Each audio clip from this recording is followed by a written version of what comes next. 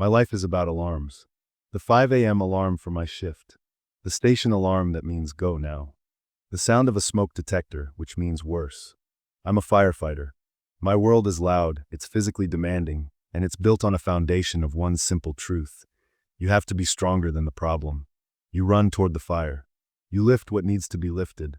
You are the person who shows up when everyone else's world is falling apart. You are never, ever, the one who needs help. My neighbor, the guy in 4B, was the exact opposite. His name was Owen. I think. He was a librarian at the university, and he was pathologically quiet. Our mailboxes were next to each other, and any time I'd say, hey, he'd just kind of flinch and give a little half-wave. He was tall and thin, with a permanent, worried look on his face, like he was always bracing for a loud noise. He was the kind of guy who left polite, handwritten notes in the laundry room about lint. He was, in short, a mouse. My world and his had zero overlap, until I did the stupidest, most non-firefighter thing I could possibly do. I got hurt on my day off. It wasn't even a cool injury. I wasn't saving a baby. I was in my own apartment, trying to change the battery in a smoke detector on my 12-foot ceiling. I was on a stepladder. I was impatient. I overreached, and the ladder went one way, and I went the other. It was a bad landing. I came down hard on my left leg, my ankle rolling with a sickening, wet pop that I felt all the way up to my teeth. I also managed to gash my shin open on the corner of my own coffee table on the way down. I just lay there on my living room floor, staring at the ceiling, surrounded by the wreckage of a box of batteries. The pain was immediate, a white-hot, screaming fire in my ankle. I'm a professional. I know pain. I did a quick assessment. The ankle was bad. Really bad. Probably a severe sprain, maybe a fracture. The cut was deep and bleeding a stupid, surprising amount. Damn it, I hissed, but the real panic was a cold stone in my gut. I was benched. I was going to be out of work. I was going to be useless. I dragged myself into the bathroom, my bad leg a dead, agonizing weight. My plan: clean the cut, wrap the ankle, and tough it out. Firefighters do not go to the ER for a sprain. We just don't. I was in the bathroom, sitting on the floor, trying to get a look at the gash. It was worse than I thought. It was deep, and it was full of coffee table varnish. I was lightheaded, either from the pain or the blood. I grabbed a towel and pressed it against the cut, my head spinning. I was trying to reach the first aid kit under the sink when the whole room just tilted. I didn't pass out. I just gave up. I slumped against the bathtub, my leg propped up on the toilet, a bloody towel in my hand. I was freezing cold, but I was also sweating. This was bad. I was getting dizzy. I had maybe 10 minutes before I went into shock. And I had to do the one thing I hated more than anything in the world. I had to ask for help. My phone was in my pocket. I couldn't call 911. My crew would never let me live it down. I'd be ladderfall for the rest of my career. I scrolled through my contacts, and I realized with a new, fresh wave of horror that I didn't have my neighbor's number. I had one option.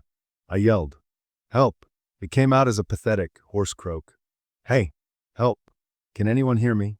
I heard a sound from the hallway, a shuffling, then a very, very quiet knock on my apartment door. "Hello? Is this someone in there? Are you okay?"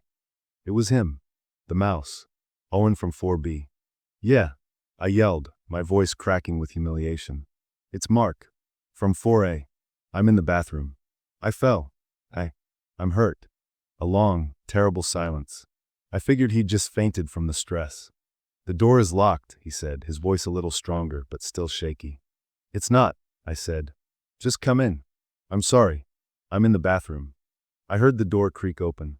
I heard his light footsteps on the hardwood floor. He appeared in the bathroom doorway. He was wearing flannel pajama pants and a t-shirt with a book on it. He took in the scene. Me, a 220-pound firefighter, slumped on the floor, covered in sweat and blood. His eyes went wide. His face went pale. He looked like he was going to be sick. "Oh my God," he whispered. "Oh my God. I'm calling 911. "No," I said way too loud. "No, don't. Please. I can't clean the cut. And my ankle. I just need help." He just stood there, vibrating with secondhand panic. He was useless. I was an idiot. "Please," I said, and I hated the weak, pleading sound in my own voice. That one word seemed to do something. He stopped shaking. He took a deep, shuddering breath. He looked at the blood, at my leg, and then at my face. And his entire demeanor just shifted. The panic was gone. His face went from mouse to librarian. It was all quiet, intense, methodical focus. Okay, he said, his voice perfectly level. He walked past me into my kitchen. I heard him washing his hands. He came back with the first aid kit I hadn't been able to reach. He didn't ask. He just knelt on the floor in front of me. Towel, he said. What? Give me the towel. I need to see the cut. I handed it to him. He took it, his hand surprisingly steady. He peeled back the towel. We both looked. It was ugly. It was still bleeding. He didn't flinch. He just nodded. Right. This is going to hurt. A lot. I have to clean it before we can even think about moving you. I need you to stay still.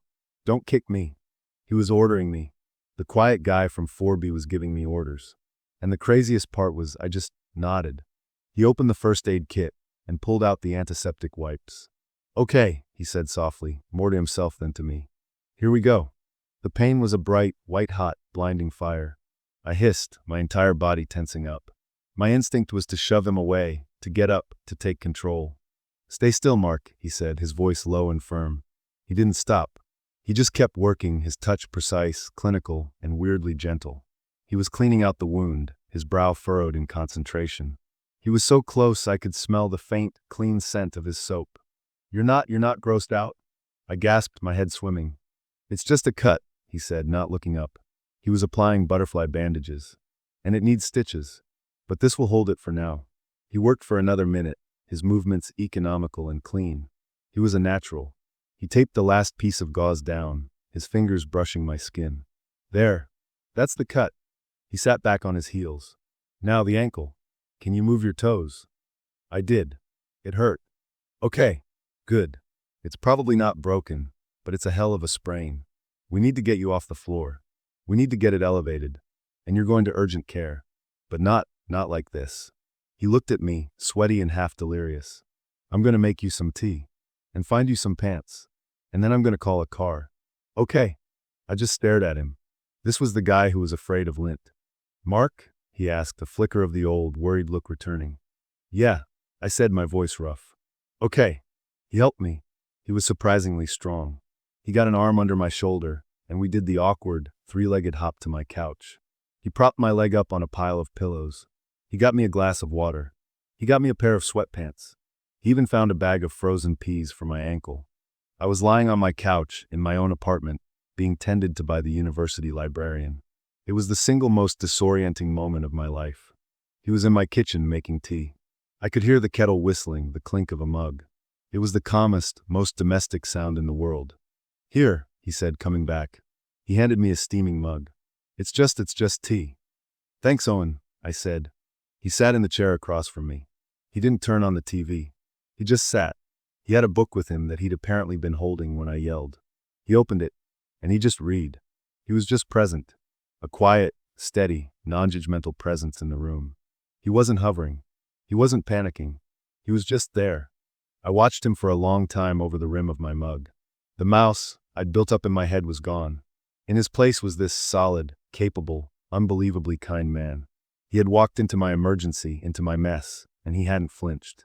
He'd just quietly, competently taken charge. He had rescued me. Hey, I said. He looked up from his book, his eyes clear and calm. Why are you, being so nice? He looked at me, a small, shy smile finally appearing. I'm a librarian, Mark. My job is to help people who are in over their heads and don't know the right question to ask. He closed the book. Besides, you're the hero. Everyone needs to rescue the hero sometimes. It's good for the narrative. I laughed. It hurt my ribs, but I laughed. Yeah, okay. I get that.